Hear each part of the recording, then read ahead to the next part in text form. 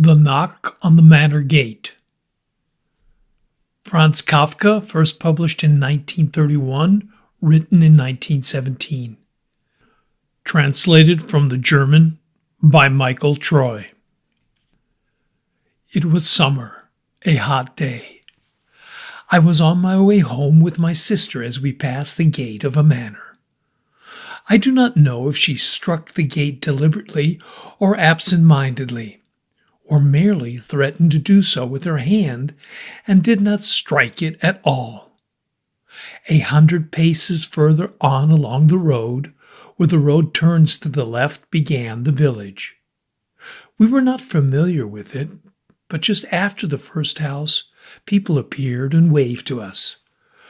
Whether out of friendliness or warning, they were apparently terrified, stooped down from fright. They pointed towards the manor that we had passed and reminded us of the knock on the gate. The proprietors of the manor were pressing charges, and an investigation would begin immediately. I remained quite calm and reassured my sister as well. Probably she had not struck the door at all, and if she had, nowhere in the world was there any proof. I tried to make this clear to the people around us. They listened to me but withheld judgment. Later they told me that not only my sister, but I too, as her brother, would be charged. I nodded, smiling. We all looked back at the manor, as one watches a distant plume of smoke and waits for the flame.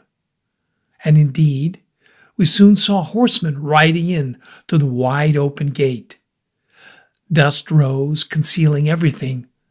Only the tops of the tall lances were visible. And hardly had the troop vanished into the manor grounds, they seemed to have turned their horses round again and were headed towards us. I urged my sister to leave me. I would sort things out on my own. She refused to leave me. I said she should at least change her clothes so as to appear in a better dress before these gentlemen.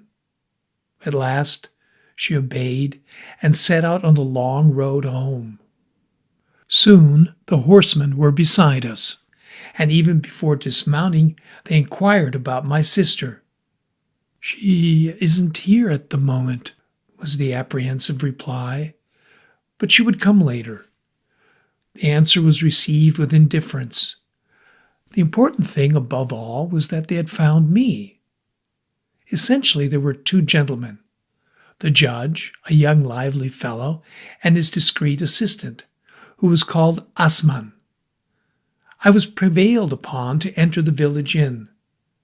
Slowly, head shaking and adjusting my suspenders, I began my statement, under the scrutinizing gazes of the gentlemen. I still half believed that one word would be enough to free me, a city dweller, honorably even, from this peasant folk. But after I had stepped over the threshold of the inn, the judge, who had hastened in front and was already awaiting me, said, "I really feel sorry for this man." It was beyond all doubt that by this he did not mean my present situation, but rather what was going to happen to me. The room looked more like a prison cell than an inn parlor. Large stone tiles on the floor, dark, entirely bare walls, into one of which an iron ring was fixed somewhere. In the middle, there was something that looked half like a platform and half like an operating table.